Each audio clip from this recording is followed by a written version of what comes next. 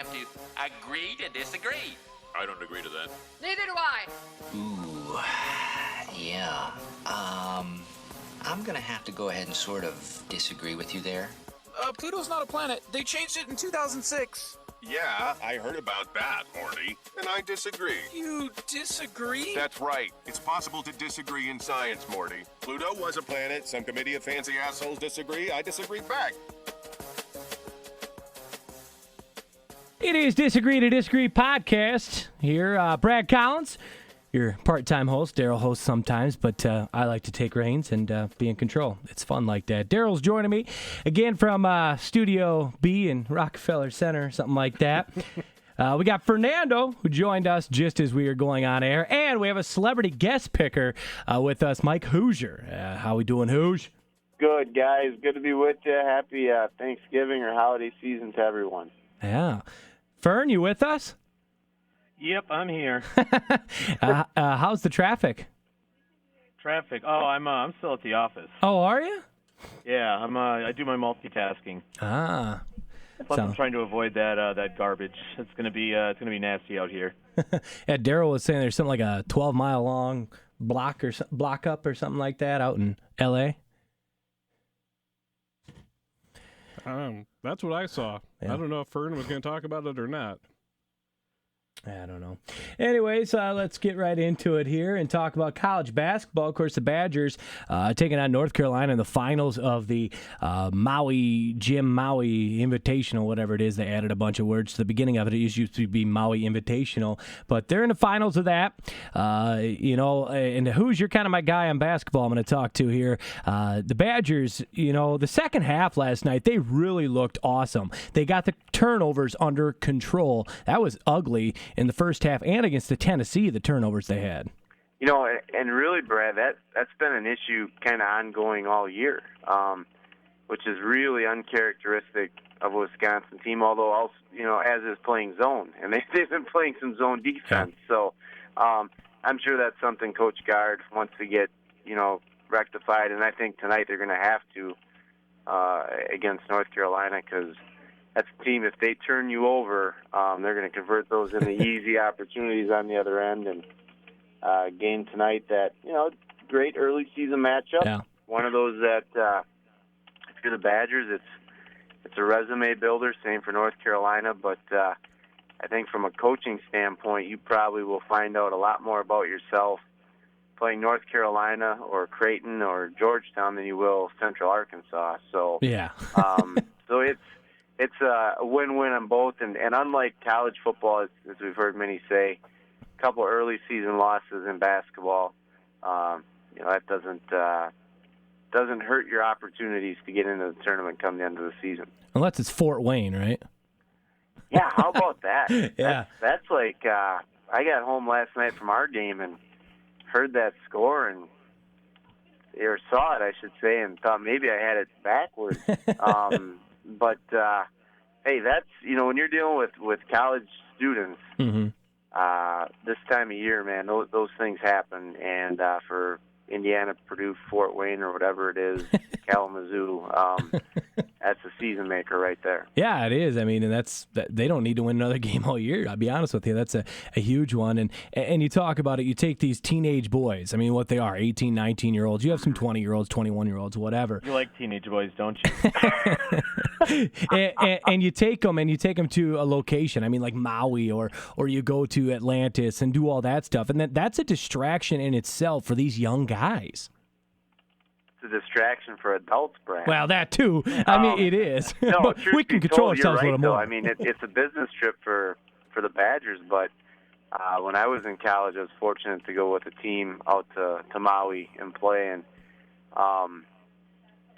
hey, it's crazy. Yeah. It's obviously a tropical paradise, but to try to go there and play a couple basketball games is tough, much less do it against high-level competition. So, it's a credit to those teams that go out there and have success. But, mm-hmm. yeah, it's 18, 19-year-old boys. And, and like that upset last night, in the case of Indiana, you're playing a lot of young guys against 21, 22, maybe even 23-year-old men.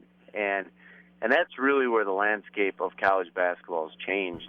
you look at the one and done situations, and a lot of the upsets that maybe happen early in the tournament or in the conference tournaments, it's generally veteran teams that get those teams with youth. So, be curious to see what happens here as those teams get ready for conference play. But I do know this: if you're Indiana or some of these younger teams that are playing younger guys right now, they're pretty talented, and come March, they're usually pretty tough outs to some degree because they're not freshmen anymore. So Indiana, Purdue, Fort Wayne caught them at the right time. And not to put you on the spot, but do you have an early pick for national champion in college basketball? Boy, the prevailing favorite is Duke. Mm-hmm. It's hard to bet against Coach K. Right.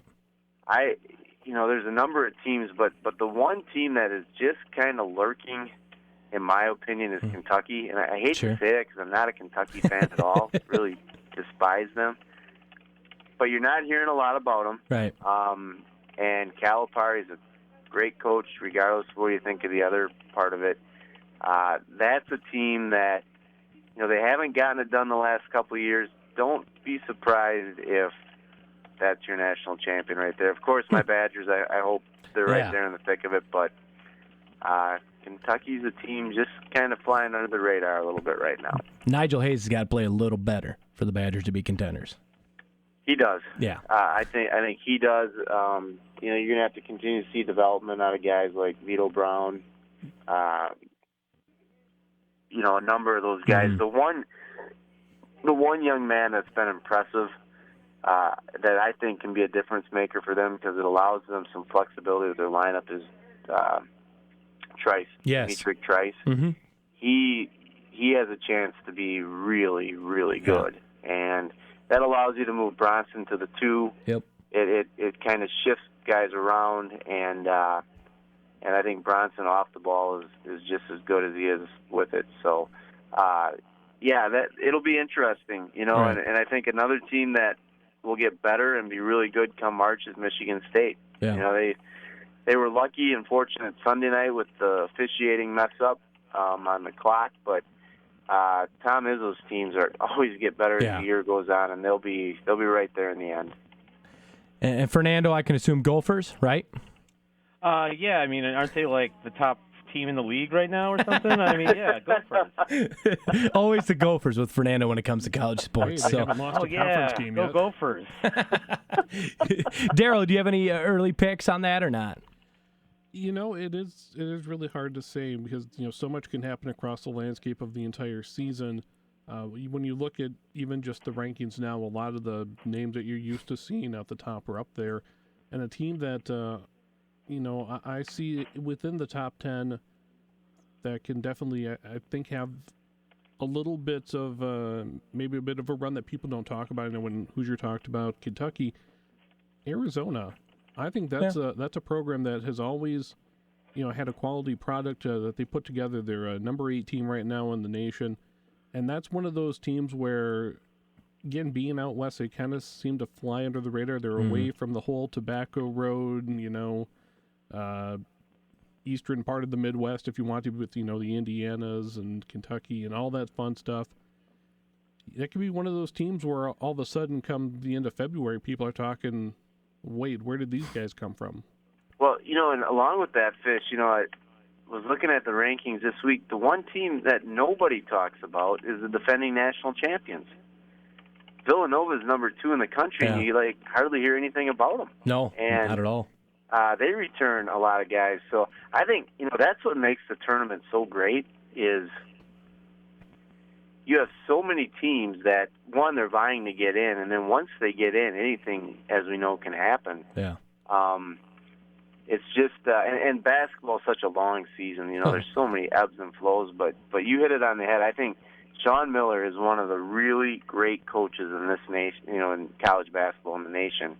But unfortunately for him, they ran into 2 really, really good Wisconsin teams and just couldn't get to the Final Four. Yeah. And but I'm with you. I think that's a really good team to keep an eye on.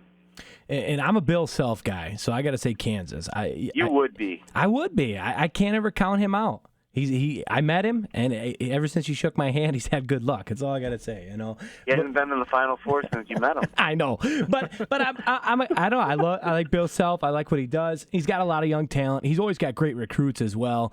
And Kansas is always going to be there, and I really like the Jayhawks this year, but that'll fizzle out.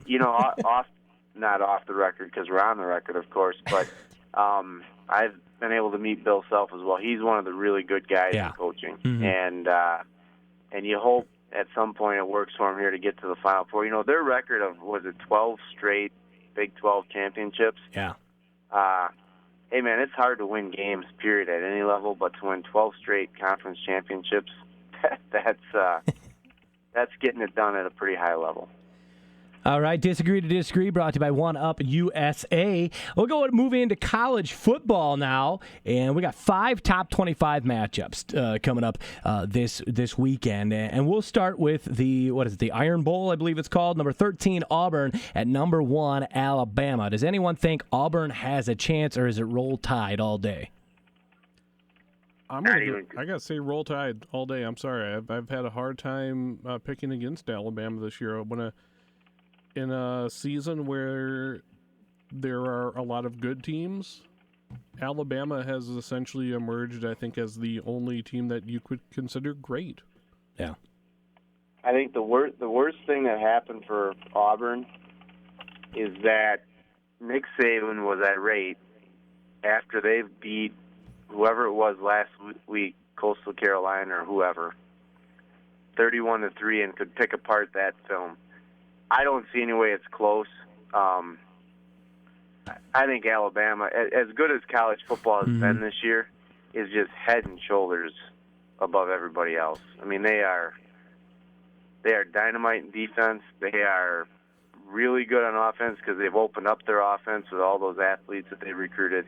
I'm with you, Fish. I don't think that's if it's closer than 2 touchdowns, I would be shocked. In fact, as I look at it right now, I'm trying to find what the spread is. Any idea, guys, what that would be? I do not have that. Okay. I can look it up right now. Yeah. But yeah, it was Chattanooga last week that Bama That's right. rolled over 31. And again, Nick Saban, I think he's the kind of guy that doesn't want to look at we all think, okay, that's a cupcake, whatever, you walked over him, whatever. But he doesn't want the team thinking that idea of playing down to the competition. You want to have that same focus mentality. I mean, from a coaching standpoint, is that true? The idea of yes, you want it to be as consistent as possible. I mean, as a golfer goes out and wants to have the same swing and be able to have that repetition, you want to instill that in your players as well. To again, without you want question. 100%. And I think the one thing you hear a lot of, if you read and listen to a lot of writers and talk show people out of, the Tuscaloosa area, they'll say that those games against Chattanooga or one of the directional schools from Illinois are actually worse for the players because he's like a tyrant. He just tears everything apart, and he's a master psychologist is what it comes down to, and he'll have, as if they wouldn't be ready to play in the Iron Bowl. I think it'll be very difficult for Auburn to go to Tuscaloosa and win that football game. Just so you guys know, 18-point spread for Alabama. 18? Yeah. Man, and if you're asking me if I'm going to pick it against the spread with 18... Take the points and run. Yeah. I think so, too. Fernando, what do you got on that one? Go underdogs. Underdogs? All right. Yeah, I don't. It's always underdogs for me. Yeah. All right, I'm Roll Tide too. I don't think it's going to be close, and I don't think many teams are going to touch Alabama even until the national championship game. I really think they're that good and they're that above everyone. I don't even know if there's anybody in Ohio State or a Clemson that can even keep up with them in a national championship game either. I'm with you, and I would take it so far to say this year or next. I think they're going to be that good next year too. It's in some ways you have to appreciate what they do and what they've done. as much as we don't probably want to see them win it every year, it's pretty remarkable, actually. And then you take a look at another top 25 matchup, number 22, Utah, at number 9, Colorado. How about the Buffaloes? I think they're one of the biggest. I mean, there's a lot of surprises this year, but who saw Colorado, the Buffaloes? They're in the top 10 right now, can be Pac-12 champions, and can make a little noise in the bowl games, too. Well, the big thing is right now is with the win on Saturday, they can claim their division crown, and then to figure out that Colorado could be playing in a Pac-12 championship game is just something that we didn't see. When you think about the Pac-12, and especially in that division, the South Division, you're looking at the California teams. I mean, your eyes are fixed on, traditionally USC, UCLA, and I think Stanford might be in the North, but again, you're looking at those schools who make up the West Coast line there, and man, to have Colorado kind of sneak down from the hills and take it away. It's one of the really good stories in college football, but it might be more indicative, truthfully, of how bad the Pac-12 is. I've been able to stay up late a few Saturdays and watch some of those games. Defense is optional. Yeah. Washington is probably the only team that plays some defense, and I just, you got to believe at some point, and this is a little bit off base of the pick we're about to make, but that strength of schedule that, or lack thereof, that Washington has played has to be figured into these playoff rankings. Mm-hmm. It's not a great brand of football that they play, but it is a great story with Colorado, and I'm sure Michigan is pulling for them to keep winning because that helps their cause. But I would think Colorado this weekend, and they're going to go on to the Big 12 or Pac-12 championship. But I got to think Washington is probably pulling for Utah because I'm sure they do not want to see Colorado in that Pac-12 championship. Yeah, I got to say Colorado, too. I think they're playing real well right now, and they really should have had that Michigan win, too. If you take a look at that Michigan, it came down to like the end of the game, didn't it there? No, it didn't. I lied. 45-28 was the final. The quarterback got hurt. Yeah, their quarterback got hurt. The quarterback got hurt halfway through when they had a lead, and that factored into the outcome of that game. Yeah, so. It kind of put a kibosh to all of that. And their only other loss was to USC at 21-17. And well, we all know what USC is doing right now. They're hot right now. They're super hot, and so that loss is a quality loss as well. So their two losses came to a number 4 Michigan, or a number 3, 2, whatever you want to call them, whichever ranking you're looking at. But then a USC team too. They're playing real well right now, and they're a great team too. I think Colorado's going to win that one. I'm just not impressed with Utah. I don't think they've looked that great this year. I don't know. They had losses to Cal was one, and they also lost to Oregon. Let's remind you, Oregon's not that good this year at all. And I know Oregon's got a great high-powered offense, but I'm just not a huge fan of that. And I don't think Utah's got a chance in this game. I think they should win by 2 scores at least. The weirdest thing is, just as I'm looking, because, I haven't had a whole lot of time to go in-depth on the Buffaloes, but you mentioned with the injuries to the quarterback, and, they've had split time there, but not just at the quarterback position, in their kicking game as well. They have, for the season, 3 different guys who've taken the field as a place kicker. And one has 7 field goals on the year. Another one has 4. Another one has 3. They've all had at least 10 extra point attempts. Now, one has missed 2 of them. The other one's missed 1. But again, that's something you really don't see. Is usually in a team like that where, again, looking at what they're doing at 9-2 on the year, and they're still having all of these different pieces change on their team. Mm-hmm. Yeah, that's only a tidbit you would come up with, Fish. I like to look in depth because there's, again, a lot of things that the box score won't tell you. But that idea, again, of when you have different pieces that have to come in, usually, there's a person who's a starter for a reason. And when things start to kind of, shake up again, we talked about the idea of the consistency. Suddenly, it year to year it will change on a college campus, but you would like from week to week to be able to walk out there and know what's happening in front of you. And, it can get into players' heads too that, hey, am I starting this week? Is someone else going to be, in the second half taking over for me? And ironically enough, it seems to be working for the Badgers. I don't know how. They have the two quarterback system they have there. I know that's not the game we're talking about now, but I'm gonna give them all the credit in the world for making it work. Yep. Fernando, Utah. He's not there. Florida. The next one is number 15, Florida at number 14, Florida State. In that one, in my opinion, Florida doesn't have much of an offense. They have a great defense, not much of an offense. And Florida State's got a good freshman quarterback. I like Florida State in Tallahassee at home. I really like them at home.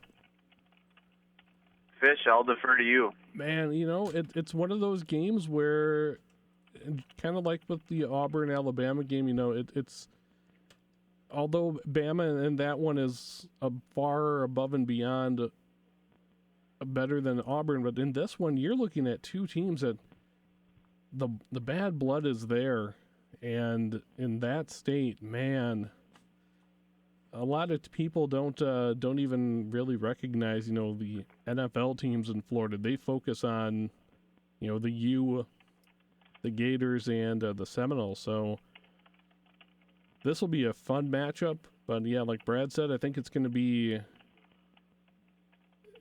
There's going to be parts of it are going to be ugly, and I think a lot of it's going to come down to, as you said, the defensive side that that the Gators have. So. Yeah, I like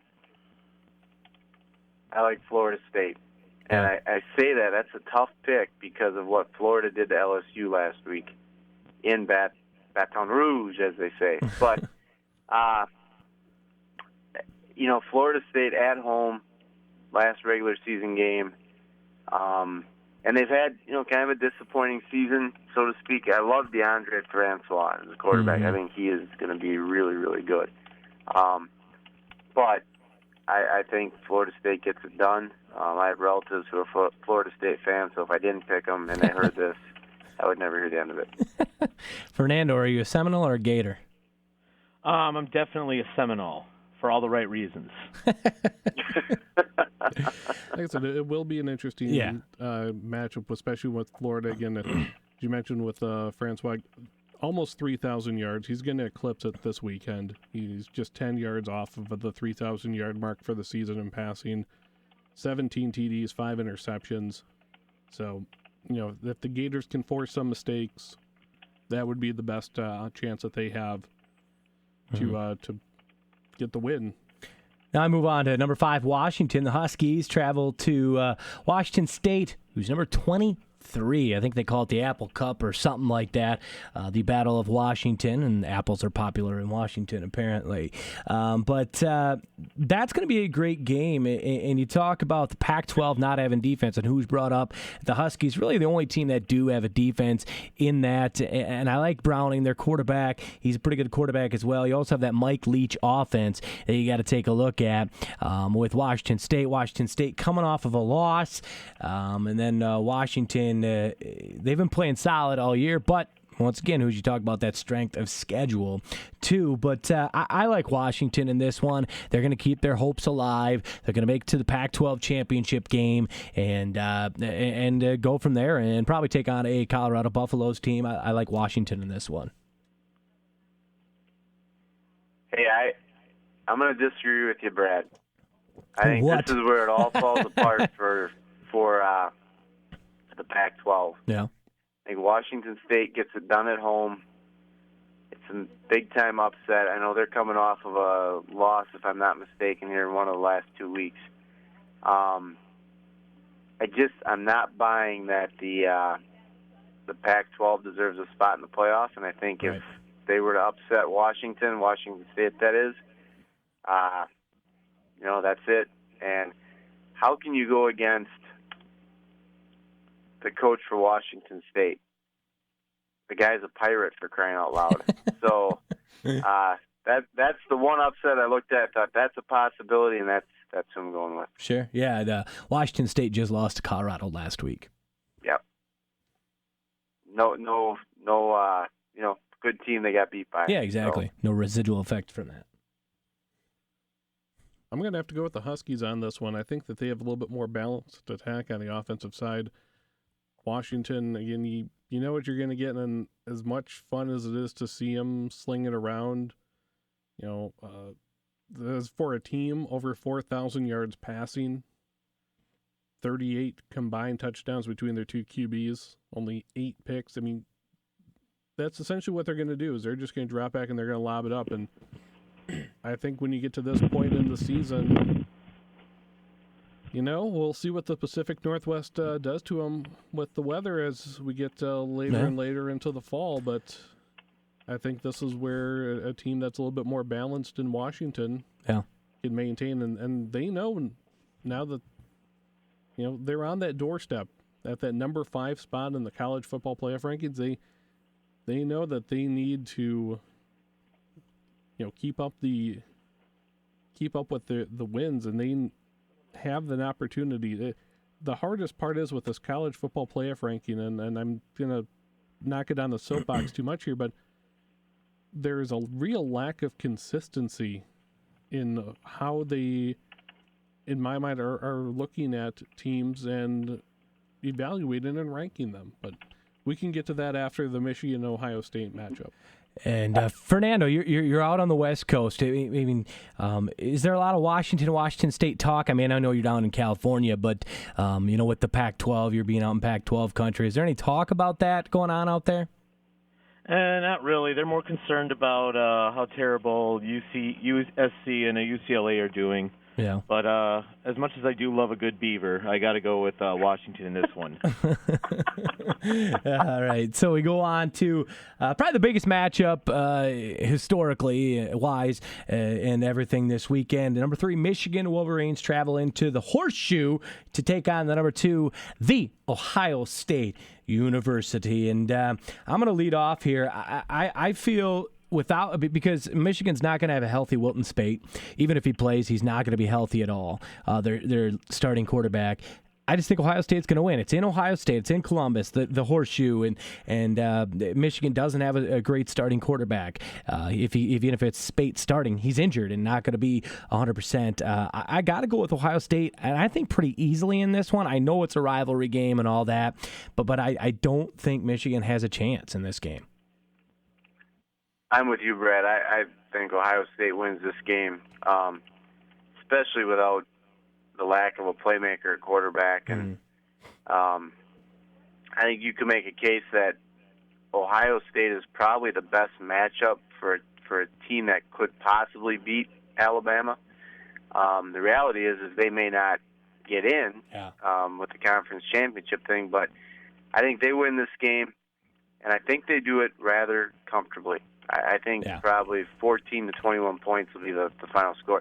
Very seldom do games of this magnitude live up to the hype, and I don't see this one getting there. Other than the 2 coaches who are stars in their profession, Ohio State is really on a roll, playing well. Although I know they had the little slip up last week against Michigan State, but that's one of those games they never play good against Michigan State. So I just think they're going to be too much for the Wolverines. For me on this one, it's the 2 different coaching styles in my mind. When you have Urban Meyer, who's much more, if you want to say cerebral, as though I hate using that word, but he's a thinker and a planner, whereas Jim Harbaugh is much more focused on, he wants to energize his players. He's not so much concerned about the game plan, but I think he's more concerned about if I can get the most out of my players. And that's going to be the biggest thing for me, is seeing what he can do to rile up a Michigan defense. Because that's what, this Michigan team's going to have to rely on without having the ability to have their starting quarterback at 100%. Yeah. That's where the Wolverines are going to have to come in. And I think if he gets the defense to realize that it's going to be on your shoulders a lot more. And, if he can find a way to get Urban Meyer's number on that and make something happen on the defensive side, defense and special teams, you keep an eye out for both of those. I think if this thing is going to be close, it's going to be because of those two aspects, the defense and the special teams. Sure, without question. Great points, Fish. What do you got, Fish? Who you got? Man, because I love seeing just how this committee's going to pull it off. Let's take Michigan in the upset, and let's see what happens here. Because I heard some talk the other night after the rankings came out on Tuesday. They were talking about it on ESPN Radio. Someone was interviewing one of the members of the committee. I think it was the committee chair that they were talking to. And they started talking about how, you have... Well, what if Penn State gets to the Big Ten title game, and would they, how far would they move up? And he even made the comment that right now, we're looking at the best teams and, the difference in how great of a team number 2 Ohio State is to number 7 Penn State. So there's no comparison as far as how great they are. That there's a huge gap in their mind. They're not as close as people would think. Mm-hmm. So it's kind of like hinting at even if a Penn State team were to go on to the Big Ten title game and win it, you would still take an Ohio State who didn't even play for a conference title. Mm-hmm. So that's where I kind of get into my whole rant of the idea of it's Hey, right now. Guys, I hate to bust in, but I got to cut this short. Got a little emergency here with some of my daughters. So, All right. so I will. Hey, great talking with you, and hopefully can do this again at some point. All right, Hoosh. Sounds good. All right, guys. Take care. Have a great Thanksgiving. You too. Thank you, Hoosh. Bye. All right. Bye-bye. All righty. I've got a feeling he was working for the committee there, and they just wanted to cut me off. Yeah, and he took Washington State to be an upset pick, and I mean it's not a bad pick in college. Now, Daryl, do you see any games of a top 25 team that could get upset this weekend? Any teams that will... Wisconsin. I knew you were going to say that. Fernando's picking the Gophers over the Badgers in the Paul Bunyan-Axe game. I didn't see that one coming out of right field. It won't have a whole lot of impact in the grand scheme of things, but I can see Iowa at home upsetting Nebraska. Yeah, that's one I looked at as well. And I can't disagree with that, but one I'm looking at is Vanderbilt over Tennessee. There's all this limelight on Tennessee and how great they are. Now they're not going to make the SEC championship game now because Florida only has one loss and they have 3, whatever it is. But I think Vanderbilt's a team that could upset Tennessee at home. It'll be at home for Vanderbilt. The Harvard of the South is going to pull an upset over number 17 Tennessee. It's Jay Cutler, Peyton Manning. Yeah. I'm pretty sure neither quarterback is anywhere close to those. And no. And They might be close to Jay Cutler. Actually, both quarterbacks are probably better than Jay Cutler. And Fernando picked Minnesota over Wisconsin. As we move on to the NFL, we take a look. Actually, let's give Tones his picks for college football. He took Washington State as his upset pick, Alabama, Ohio State, Oklahoma State, and he took Navy to beat Army, but they actually don't play this weekend, so I guess he's ahead of his time. Oh no, he just probably thought that they're going out and playing a series of war games this weekend. Well, yeah. All right, so move on to the NFL, and you take a look at last week, and Fernando, we'll start with you. Any players or teams that were kind of disappointing last week at all for you, or no? Disappointing, none that I can think of. I mean, it's probably something like definitely the Packers. Well, honestly, though, they got torched by the Redskins. It literally was a torching. 42-24, I believe, was the final on that one.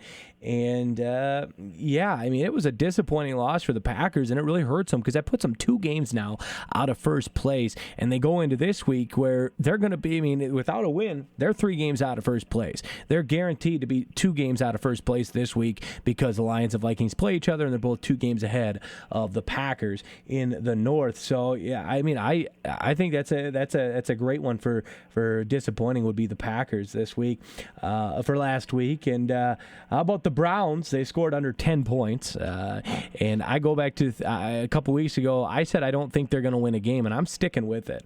I know Fernando said they're going to beat the Ravens, but they end up losing to the Ravens, so that got debunked. And so far this year, disappointing for me. Keeps being disappointing is the Jaguars. I mean, Fernando, we're ones that we were on the Jaguars bandwagon at the beginning of the year. You know, we're like, all right, this is going to be their year. They're going to make the playoffs. They're going to win the South. Man, they have literally shit the bed. And they're, 2-8 now, I believe?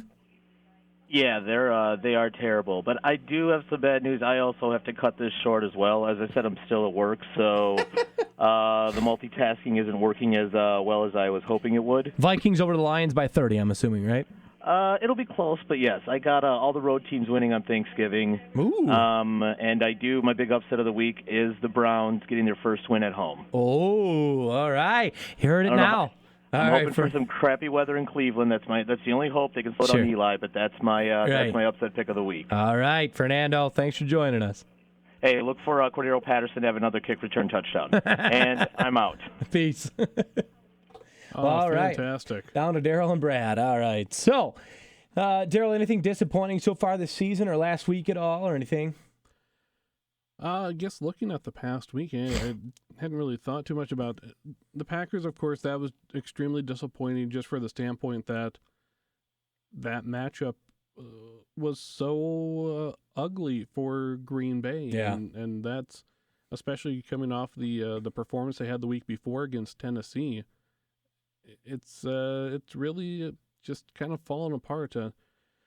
You mentioned with Jacksonville, too. I agree with you guys that I thought they would have a much better showing during the year, but again, they're kind of in that race for the bottom 5 teams in the league. Yeah. You know, so it's definitely a little bit disappointing, I guess you could say, with Cincinnati. Yeah. The Bengal offense only putting up 12 against Buffalo. I know Buffalo's got a good D, but still, I think they have enough pieces there. They should be able to put up more than just a dozen points. But right. And so we move in. We'll get moving to picks here. Bourne, he on the Thanksgiving games, he's taking the Vikings. Not a shock there. Cowboys and Steelers winning.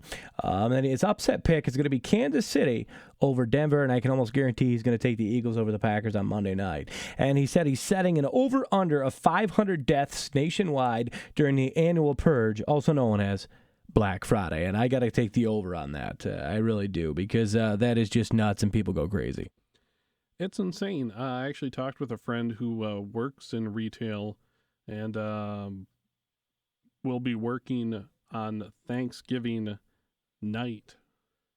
Oh, okay. We'll have to get there at 4 o'clock on Thanksgiving so they can open up at 6. And I guess people can start standing in line, and they give them like wristbands for like the bigger items. To me, it's just insane. It's like, if I'm going to go buy something, I'm going to go get it. That's usually the whole point of. The only time I would stand in line is concession stand or to use the restroom. Those are the only times I would actually want to stand in line for something. I agree. I'm not a guy standing and waiting for anything to come my way. So Tones picks Steelers, Cowboys, Lions, and he says the Bears are going to get embarrassed by the Titans. John Fox finally gets canned against, I say, fuck John Fox. Those are direct words from Tones. I guess we're not surprised on that at all. Let's go Vikings, Lions, Daryl. And the Vikings have just, honestly, I'm not sold on the Vikings. I was at first, don't get me wrong. Starting off 5-0, looking good. Defense was great. Then they had a 4-game skid where they looked absolutely horrible. And how about the Lions? I mean, they have won every game in the fourth quarter, I believe, is the stat I saw. Every game they were trailing in the fourth quarter that they've won. And that is absolutely crazy. But I got to go with the Lions at home. It's Turkey Day. What team do you expect to play on Turkey Day? The Lions. And what do you expect? You expect the Lions to get blown out on Thanksgiving.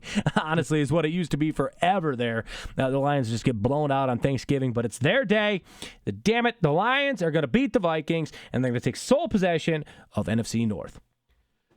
When you look back at the first meeting between Minnesota and Detroit, that was back on November 6th, so just couple weeks ago, week 9, Lions end up winning 22-16 in overtime.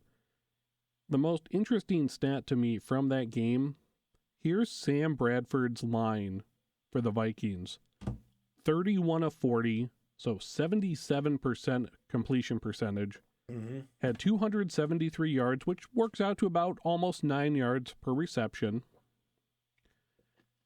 1 touchdown, no interceptions, sacked twice, whatever. Quarterback rating of 103. Right. Your offense only able to put up 16 points when your quarterback goes for about 275, Right.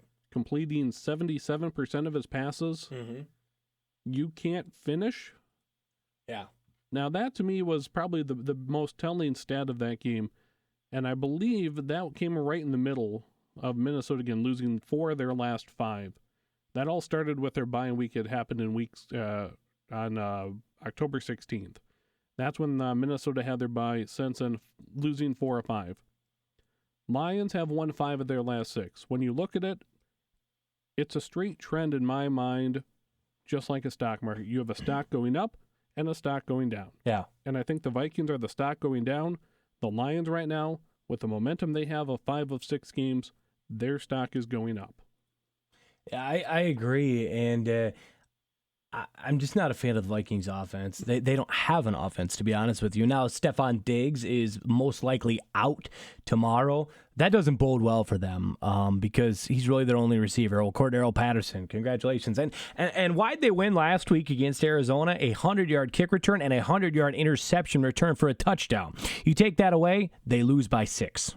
And that's what I mentioned. You know what I mean? Special teams and defense is really what won. With Michigan and Ohio State, so special teams and defense. Exactly. But if you were looking at this in my mind, a pure metric standpoint, I'm going to give the edge to the Lions. As much as, it's I'm not used to seeing them win on Thanksgiving. No, you're not. But you look at the stats. The Minnesota Vikings are in last place for yards per game by an offense. And a lot of that, I think, has to do with the fact that, again, with the loss of Adrian Peterson, in that game against between Minnesota and Detroit back on November 6th, I believe the leading rusher that the Vikings had was Ronnie Hillman. Who's no longer with the team. I believe he had maybe 35, 36 yards, something like that. Matt Asiata had about 24 yards. So, I mean, again, that was a one-dimensional team, but even with Sam Bradford playing as well as he did, to put you in positions to score points, and again, 16. I hate to keep bringing that number up, but... So in my mind, I'm glad to say that the Lions will enjoy the turducken. And you move on to the second game of the night, and it is the Redskins at the Cowboys. Cowboys 9-1, and what a great year they're having. Spectacular year at 9-1. The Redskins coming in 6-3-1, just 2 games out of, I guess 2.5 games out of first place, technically, if you look at it that way. With that tie, that kind of throws a wrinkle into everything. But, a couple ties thrown in some wrinkles here. Yeah. Interesting fact, Fernando is messaging while he left. The Cowboys have not beaten a team with a winning record this year, which is true. They beat the Ravens and the Eagles, and they're both 5-5. The only winning record team they've played this year are the Giants, and they lost to them in week 1. Which is interesting because you realize when they lost to them, they were both 0-0. Right. They're both understand what he's 0-0, saying. but yeah. But I'm with Fernando on this. This is my upset pick of the week. I'm going with the Redskins over the Cowboys. I just think there's no talk about the Redskins. There's really not. It's all talk Cowboys, and what better game to have on Thanksgiving Day than Cowboys and Redskins. But anyways, I don't know. I think it's perfect storm. Redskins win, and the Cowboys get their second loss of the year. Well, the Cowboys won the first meeting here. This was back in week 2, and that started the whole 9-game win streak for Dallas. I think Dallas, again, with the statements Tony Romo had made, they know it is Prescott's team now. There is no talk about that anymore. That is behind them. Because that was the talk for basically about the first, or say the last 6 weeks is, well, when Tony Romo's healthy, is it his team again?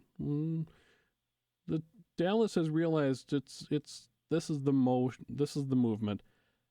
For me, Washington, again, coming off a big win, their offense looked fantastic because the Packers' defense is anemic at best. I really think that Dallas at home, even on the short week, I'm going to go with the Cowboys on this one. I think Washington's going to come in maybe a little bit big-headed, thinking that, hey, all right, this offense thing is fine. Yeah, I like Kirk Cousins. I like that. But You like that? But I'll tell you right now, I think when it comes right down to it, I think Dallas, I think, will have more opportunities to win the game than Washington will have to win the game. So if you look at it from that aspect, the idea of being able to put yourself in a position, I'm going to lean towards the Cowboys over Washington in that one. I think that some of those deep passes that Kirk Cousins was able to make against, again, a third and fourth string secondary for Green Bay won't come as easy against Dallas. And we move on, take a look at a game which could have been close, but now I don't think it's going to be close at all. Steelers at Colts. Andrew Luck has been ruled out with a concussion. So I really think that just almost hands the Steelers the win. I just don't. Without Andrew Luck, the Colts are not a good team. Even with Luck, they're not that great of a team either. But you take him out of the equation, they're bad. They're really bad. And I got to go with Steelers easily in that one. Yeah, I've written in my notes, no Luck, no way. Yeah. Both teams come in 5-5. They're both second in their respective divisions.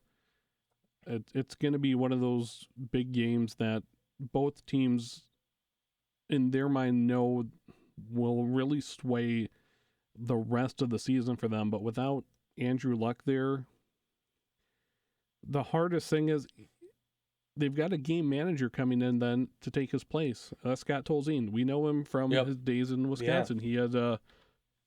He had a fantastic stretch there under the Badgers. It wasn't star numbers, but he didn't have to put up the star numbers. No. Now the Colts are they have some star talent at the receiving core, but is Frank Gore going to be able to provide enough relief to let Scott Tolzien have that time to make those throws? And that's where my big question comes in. I think the same thing that Andrew Luck's facing this year and why he's not playing the concussion is they didn't have the funding to bolster up that offensive line. Oh. And that's what's really hurting them. And that's what's going to make it difficult for not just Frank Gore to try to make a positive impact, but also to give Scott Tolzien that time again. Yeah. He's had playing time in the NFL before, not just in Green Bay, but again, he's a player that you're a backup, for lack of a better, backup for a reason. Yeah, exactly. And he's there, and having that extra second, maybe that the starter makes the throw, makes the read quicker, able to make that pre-snap decision. That extra second, that's the difference between a completion or an interception.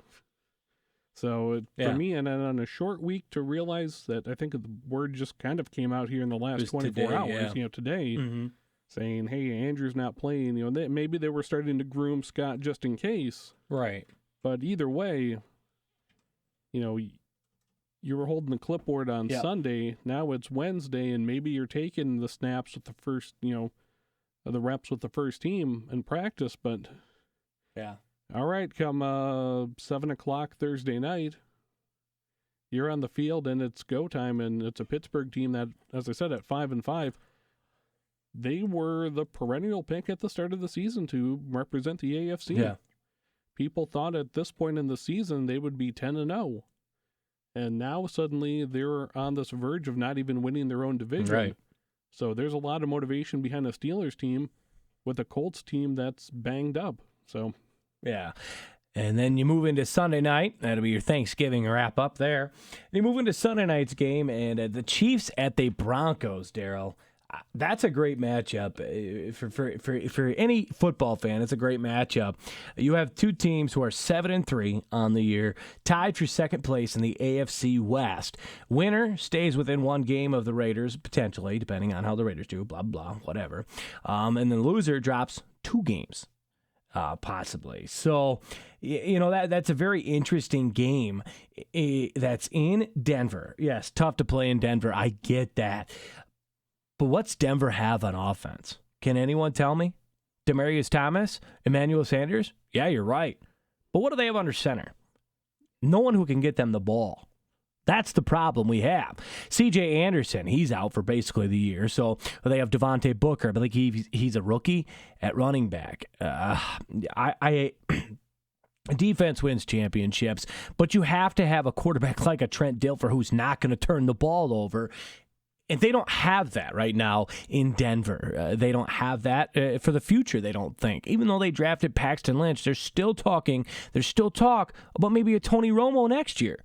So I got to go with the Chiefs in this game just because I think the Chiefs are more of a complete team. They have a quarterback who's not going to turn the ball over against a great defense in Denver. Alex Smith not going to turn the ball over. Spencer Ware has been playing great as of late. He's not going to have a great game. Denver defense is pretty shut down. But I think it's really the Chiefs defense that's going to win this game because they have a good defense themselves. But they're also playing a worse offense than the Denver Broncos are playing against in the Kansas City Chiefs offense. I think it's a hard-fought game on a Sunday night in Denver, Mile High. It's going to be cold. It's going to be heavy breathing, but I think I'm going to go 13-10 Kansas City. When I was looking at this one, the one thing I realized with both teams, as you mentioned, 7-3 tied for second in the division, it's been a long time since both the Chiefs and the Broncos were trailing the Raiders for the division lead at this late in the season. Right, yeah. And I don't mean that in any kind of a... No. It's just the fact that the Raiders have kind of shocked everyone with this. Now, another stat I had heard, John Elway, who's the president of operations for Denver, I think past week was his 100th game with that title. In that stretch, Denver is 71-29. So he's doing something, I think, right. And when you talked about, hey, bringing in Tony Romo, was that a good idea? Bad? They brought in Peyton Manning, and they've been in the Super Bowl 2 of the last 3 years. So I have a lot of faith that the Broncos, although there's still some spots that need to be cleaned up, I think that on a front office standpoint, they're doing the right things, and that's the best that the franchise can hope for is to maintain consistency at a competitive level. Yeah. I mean, we looked at it with the Packers, who we'll talk about here in just a moment, but that's a team where suddenly being at the 500 mark is not good enough. Right. And having a winning percentage like that, 71-29 in your first 100 games working in the front office, they've put a lot of things together. And I think that Denver is one of those teams where I think their defense can put their offense into positions to get the victory on Sunday night. So you're saying that the Broncos win, right? I'm going to say the Broncos end up winning this one. And as you said, it's going to be cold. It's going to be hard fought. I mean, I've been in Denver in the winter months. I've been near Kansas City in the late fall. And it's the wind can hit you, and it's bitter. I mean, you can really get a sense of it. Sure. And when those two teams start playing on a Sunday night, I mean, if it's clear and cold, you're going to have a lot of hard hits, and suddenly, those first couple hits, they're going to wake you up. Now we move on to Monday Night Football, Daryl, and a team that's struggling really bad. That a team we never see struggle, Daryl. Mind you, we haven't seen this team struggle since the 1980s. To be honest with you, they are year in, year out. They're perennial powerhouse. They're going to make the playoffs. They're going to win the NFC North. They're going to, do all this, do all that. The Green Bay Packers, 4-6, and we both live in Wisconsin. Freak out mode is going on, and it has been for weeks. Freak out mode has been going on. It went on last year as well. Fire McCarthy, fire Thompson, trade Rodgers, do this, do that. There's such a freak out going on. I really wish Hooge was with us because I know he's an avid Packers fan and has been his whole life. But this is and I'm going to say this. I know we hate to say this early in the year, Daryl, but I think it's a must-win for the Packers. And I talked to you about this earlier because I think it's a must-win for the Packers because they're 4-6. Vikings, Lions are both 6-4. Well, guess what? The Vikings and Lions play each other. One of those two is going to be 7-4. Okay? So Packers lose, it puts them at 4-7, 3 games out. That's a tough to overcome. I know we got a lot of season left, but the way the Packers have been playing... Actually, I'm going to say the other way is that we don't have a lot of season left. After this week, it's 5 games Yeah, to 5 go. games, true. I guess. mean, I still think that's a lot of season. But, yeah, when you talk about it, 5 games left, that really isn't a lot of season. And I think it's a must-win because, like you say, look at it. They're going to be 3 games out of first place if they lose. That being said, I think the Packers are going to lose. I really do. I just can't. I don't know. They have looked so bad. Their offense is stale. It's predictable. It's boring. And Rodgers has been getting pressured a lot. Well, the Eagles have a pretty decent defense this year as well. And also, Carson Wentz is not your typical rookie quarterback. He's a pretty good rookie quarterback. And the Packers don't have a secondary. They might as well just drop everybody into deep coverage because that's what it seems like is happening. Receivers for teams are wide open against the Packers. Kirk Cousins, for God's sakes, ate the Packers secondary alive. And let's talk the Packers, how great their rush defense was early in the year. Oh, it's not that good anymore. They got Clay Matthews back, and they thought, last week, they're like, oh, Clay Matthews, are talking about him, how great this is for the defense. The defense is going to play so much better. They got shredded. 42 points. They got shredded by the Redskins offense, which I don't think is a high-powered offense at all. I mean, maybe that's just my opinion, but I don't think so. I don't feel the Redskins are a high-powered offense at all. And they had a rookie running back who didn't have a hard time rushing against them, in Kelly last week. And I just don't see the Packers winning against the Eagles. I can't. I don't know why. I just don't see the Packers winning. I see them dropping to 4-7. I'm going to have to agree with you in the outcome, but I'm going to look at some different points on this as well. Sure. When you talk about Carson Wentz and how, he's a much different rookie quarterback. He was at the start of the year. He came out very hot, 7 TDs, 1 pick. Since then, it's been kind of, a flip on him. He's only had 4 TDs and 6 interceptions since that start. Now, the thing that I think has the best thing going for Philly, they're 4-0 at home this year. Yeah.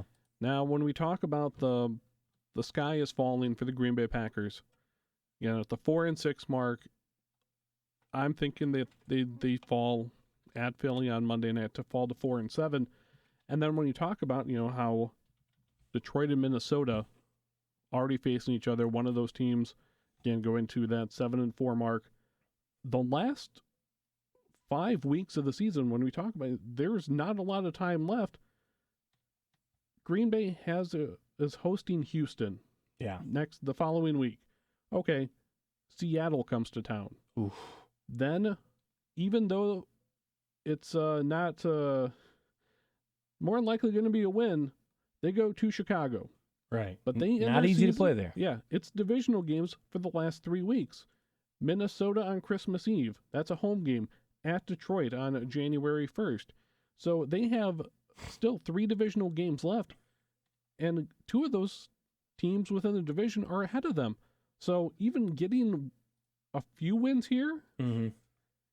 it's going to be really tight come the end. Yeah. Again, if they are sitting there at 4-7 and 3 games back, Yeah. I mean, to have to go on 3 basically straight divisional wins at the end of the season, Yeah. 2 of them on the road, I think you're going to be looking at a Green Bay team that, and luckily the rest of the NFC is middle of the road. I mean, you have 2 decent teams. When I looked it up here earlier, Yeah. for the NFC, you have Dallas at 9-1, Seattle at 7-2. You've got I believe I want to say the Giants at 7-3. Yep. And then everything just kind of falls right in the middle of it. Yeah, 4 everything gets lumped together, but besides the Niners and Bears.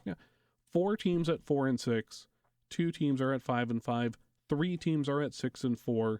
You've got 1 team at 6-3-1. I think it's Arizona who's at 4-5-1. Right. Yep. So, I mean, if you put those ties as a loss or a win either way, those teams again are right around that 500 Yep. mark. Yeah. And that's when you're looking at, 12 of the 16 teams who are within 2 games of being 500. Right. So in my mind, this is going to be one of the telling points for the Packers season.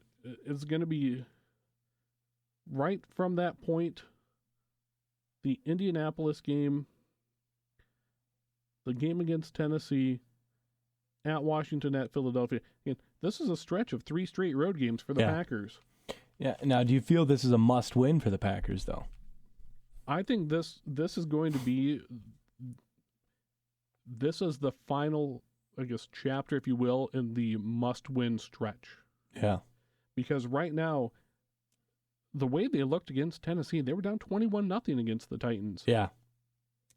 The game against the Redskins, again, getting just annihilated, as you mentioned, by a Kirk Cousins-led offense. Yeah. 42-24, the palindrome. Yeah. Yep. If they go out against the Eagles and they get beat by double digits, I think you're going to have a lot of people looking at the Green Bay and realizing, well, where do you want to rebuild? I mean, you're looking at and it's I've heard other people say it, and it's hard for me to fathom it too. But when you look the names that come out of Brett Favre and Aaron Rodgers, Yeah. you're looking at one's a Hall of Famer, one's going to be a Hall of Famer. I'm fairly certain that Aaron Rodgers is making it. But between the two, over the 25 years that they were at the helm of the Packers, Right. 2 Super Bowls. 3 Super Bowl appearances, 2 wins. Yeah. Yep. 2 Super Bowl victories. Yep. When your franchise goes back-to-back Hall of Fame quarterbacks. Yeah, and how often do you see that happen? Yeah. It's it's a thing where I think the offense is stale. The defense is not good. And you've been hearing Dom Capers, why is he still there? You've been hearing that for years. And that brings us into my next question. Hot seats. What's the hottest seat? What coach going into this week is on the hottest seat, do you think? And could potentially be let go? Because we've seen it before where coaches get let go in the season. Correct. Are there any coaches that you think if they lose this week, they could be gone? Man, I don't necessarily want to say it, but I think one of the coaches you definitely want to, in my mind, keep an eye on is in Cincinnati. Marvin Lewis. Marvin Lewis, and the fact that they've had some really good teams, but this year at a 3-6-1, Yeah. third in an AFC North that is being led by two teams who are 500. Yep.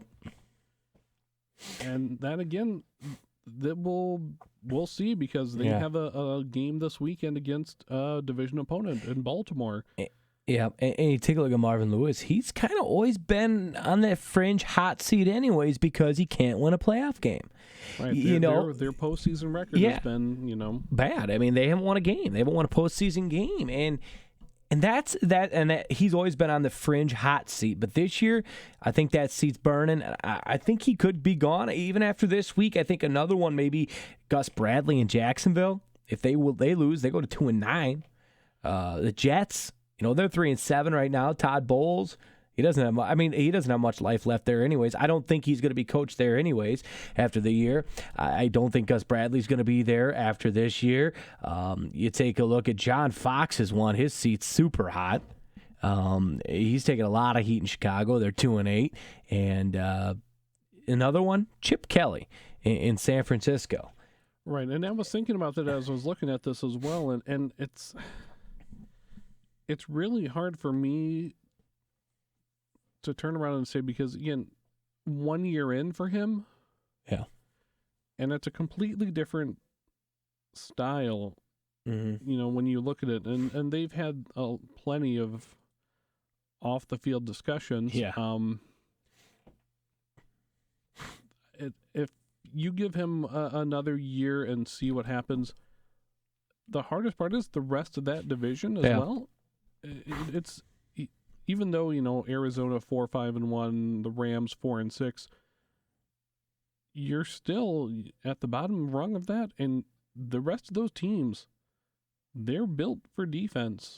So it's going to be maybe your system is not the answer there, for the simple fact that you can't be high flying against guys who can shut you down and going 3 and out, going 3 and out, going 3 and out. So, and I think, and their first win was 28-0 over the Rams on opening night. Monday Night Football. Right. That's what their win was. So they're 0-9 since week 1. And is it another fact of, is Chip Kelly on the hot seat, or is he on the seat of, there's some pretty good college openings coming up? You take a look at that. Yeah, there's going to be Texas. That's going to be open. I don't care what anybody says. LSU. That's open. Yeah, that's another. USC, there's talk of that. But now with their new resurgence here, I think that's kind of gone out the window. But there's some schools in college football, and Oregon maybe one too, because they're not having a good year. So it makes you think about Chip Kelly. What's he going to do? Because he could make that decision to go back to college, and he'll be dominant because that style works in college. And he showed that he can dominate in college and have a great offense and have no defense and be fine in college. He made it to the Final Four or whatever you want to call it. He had some good years. Right, and I believe they were in the title game, were they not? I don't know. I think he was in Philadelphia at that time, though. Okay. Yeah, with Mariota. Okay. I think he was in the NFL, right, but it was his team. It was his but team. It was his team, his scheme, and everything. Still that. So it was still his team that he recruited, and he's a great recruiter. And who wouldn't want to go play for Chip Kelly, being an athlete on the West Coast? You know what I mean? Well, if you're an athlete and you want to play for Chip Kelly, you better play on the one side of the ball. Yeah, but they've had defensive players that have gotten drafted in the NFL too. Well, certainly because they've had standout guys on defense on a defense that isn't good. That's a situation too. I mean, you have a Baylor job that may be open, and that Chip Kelly would fit into wonderfully, wouldn't he, in Baylor? He would fit in there for the simple fact of what they ran when they had RG3 at the helm. Yeah. You had mentioned the whole idea of LSU, and right.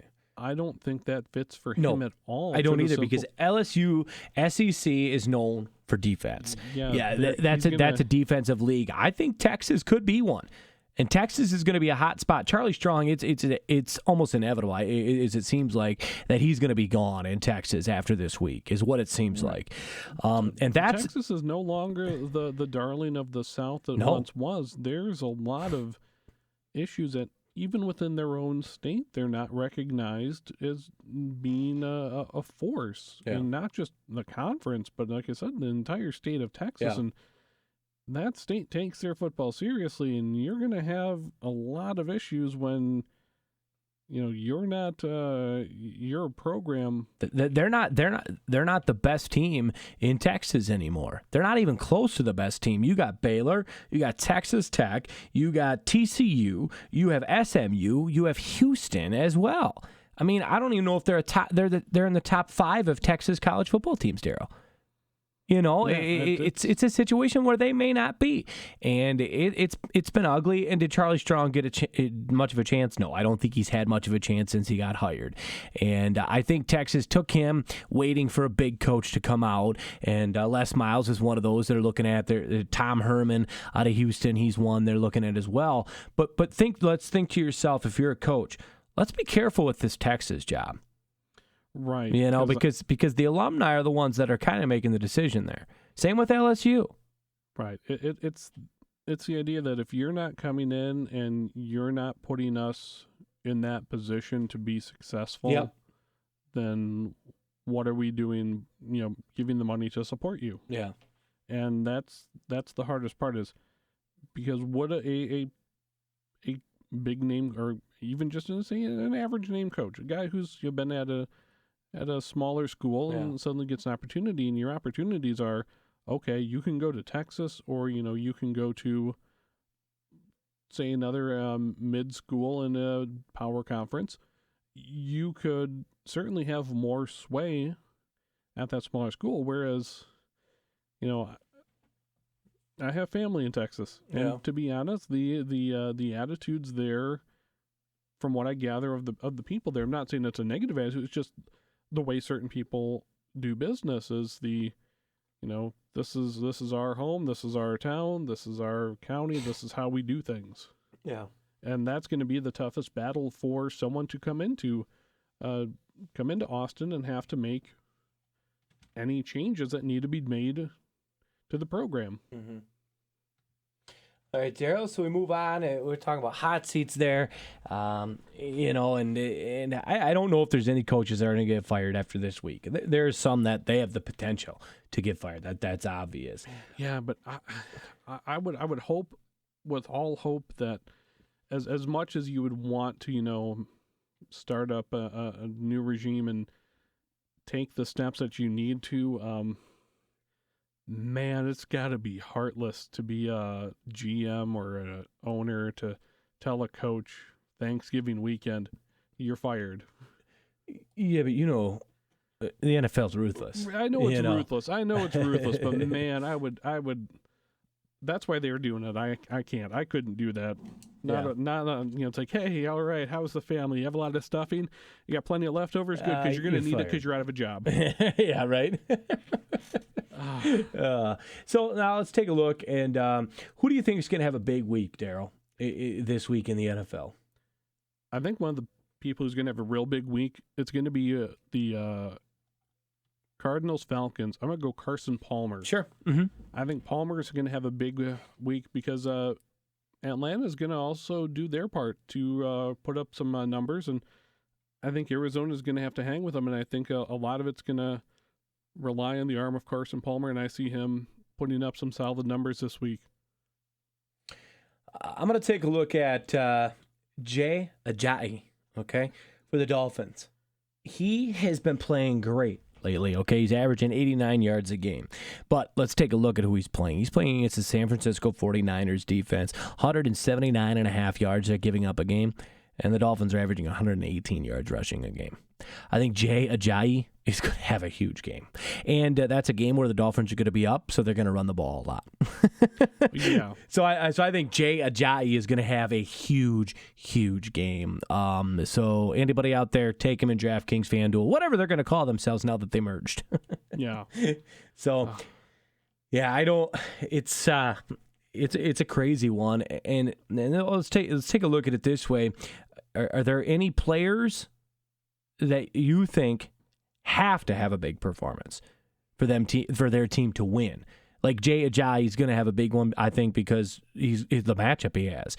But like, is there a player or a defense or something that you think is going to have who needs to have a big performance to win? I think one of the ones that we talked about earlier was the fact that if Indianapolis is going to do anything at all against Pittsburgh, it's going to rest on the arm of Scott Tolzien to make. It doesn't have to make necessarily the big plays, but the smart plays. Right. And if he can handle it in that game manager style way, yeah, I think that doing what Indianapolis can to keep their offense on the field, which keeps Pittsburgh's off the field, and again, Pittsburgh's got a lot of weapons on the offensive side. If Indy can kind of grind out some longer drives and eat up some of that clock, then yeah, I would say that would be a big one. But among the starters, when Carolina and Oakland play, I think if the Panthers want to have a good showing, a lot of it's going to ride on Cam Newton. Yeah, it's gonna. I agree with you. You take a look at, talking about Scott Tolzien and that Indianapolis offense. The Steelers ranked 26th in pass defense. So it's not like they have that great of a pass defense. So there's going to be some holes. There's going to be some passes available. And T.Y. Hilton is one of the better receivers in the NFL. So if that's an option there, but I don't see it happening because I just don't think Indianapolis is going to be in that game, and that's my big thing. What I'm going to look at is Trevor Siemian for the Broncos. The starting quarterback for the Broncos. I believe he's still the starting quarterback in Denver, is he not? Yes. I think he has to play a great game. Because that defense, like you said before, is going to put them in great position to win a game. They're going to put him there, but he has to convert. He has to make passes on third downs. He's going to have to do the little dunks. You have two great receivers in Demaryius Thomas, who's a top 10 receiver, and Emmanuel Sanders, who's a pretty dang good receiver himself. So you have those two receivers that get the ball in their hands, make something happen, and you can beat the Chiefs. I still think the Chiefs are going to win, but for the Broncos to win, Trevor Siemian can't turn the ball over. He's going to have to convert on third down. I think he's one that has to have a good game for the Broncos to win. Otherwise, if he throws 2 interceptions, I think the Chiefs win that easily. But if he throws no interceptions, the Broncos are going to win because the Broncos defense is going to put them in situations to win. So I think Trevor Siemian is my pick that needs to have a big performance for their team to win this weekend. Yeah, and I will have to agree with you on that one, and the mindset, again, of, like I said, putting them in the situation, and as you mentioned, the idea of Siemian finishing that job. So it's not always as easy as everyone would like to see it. And when we mentioned with Scott Tolzien, you mentioned T.Y. Hilton as being a fantastic receiver. He's got good speed, good agility. The hard thing is Scott Tolzien, in my mind, isn't necessarily a downfield big arm passer. Yeah. And that's going to be the biggest disadvantage for T.Y. Hilton, is that he may be open downfield. But Tolz can he Scott get it Tolzien, there? Right. Now he can certainly throw the ball that far, but can he throw it that far with accuracy? Sure. That's going to be, some of the hardest parts is what can you do to turn around and make the most out of the offense that you have around you. So yeah. Any final thoughts, Daryl, here on Disagree to Disagree? Oh man, I want to say my final thought is to remember, and this is a couple safety tips. Make sure that your turkey is fully thawed out before you put it in the deep fryer. If you do, if you ever get a chance, just look up online, frozen turkey deep fryer, because that thing will just set off a huge blaze. I don't know what it is. But definitely make sure that's thawed, I think 165. If you got your meat thermometer and you're testing it in the oven, you make sure that the turkey's done. Don't make it dry. I don't care what anyone says. I hate dark meat. I gotta have the dark meat. I have to have the dark. Yes, shut up. I cut off the whole chunk of turkey breast and just give that to me, and I'll be fine. I gotta have a nice drumstick in my hand. Best part of the turkey chicken too, is the drumstick and the legs and whatnot. It's the best part. You don't know what you're talking about. As a man of your stature, you do understand food and know what you're talking about. But I do.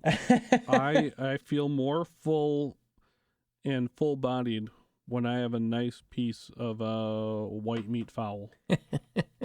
All right, Daryl. Well, hopefully you have a happy Thanksgiving. Enjoy that ham along with your turkey and yes, two-meat Thanksgiving. Yeah, I don't think we've done a two-meat Thanksgiving in my adult life. So that's awesome. My favorite part of Thanksgiving is stuffing. It's my favorite part. Absolutely love the stuffing. I could literally sit down and just eat stuffing for Thanksgiving, and that's it. Now, I'm weird. Stuffing or dressing? Shut up. It's the same thing. Well, because in my mind, if it's stuffing, it actually is stuffed inside the bird. Right, I get what you're saying. I understand. It's dressing, stuffing, whatever. Our mutual friend, Johnny, has said before that you don't want to do that because if you put the stuffing into the bird, the stuffing will be done before the rest of the turkey is done. Correct. And then it will dry out your stuffing because you're waiting for the rest of the bird to finish cooking. That is correct. So, do it on the stove top. All right, Daryl, it's been great here on Disagree to Disagree, Holiday Edition, for this Thanksgiving weekend coming up. Be safe out there. I was out earlier, and there's some idiots out there, people not stopping for pedestrians in the walk, people pulling out in front of each other. I know, it's the holidays. You want to get home, but you're not going to get home if you're dead. That's all I'm going to say. I mean, let's just be smart about it. I want to thank Mike Hoosier and Fernando for joining us tonight. Hoosier was great to have on. His basketball insight is fantastic. He's a coach, a basketball coach. He's coached college-level basketball, and he's also a high school basketball coach. He's played high school basketball. He's played college basketball. He knows the game of basketball, but he also knows the coaching aspect as well when it comes to any sport, and I love Hoosier's insight at all times. And he also thanks again to Fernando, and thanks again to Daryl D. Money, hashtag D $sign is what I like to call him. Hashtag D $sign. That's your new nickname now. We're going to go with that. And I just came up with it on the fly. So that's what we're going with. That's right. Ludacris said it the best. All right. Thanks. It has been Disagree to Disagree podcast. I'm Brad Collins, and it's brought to you by OneUp USA, www.oneup-usa.com.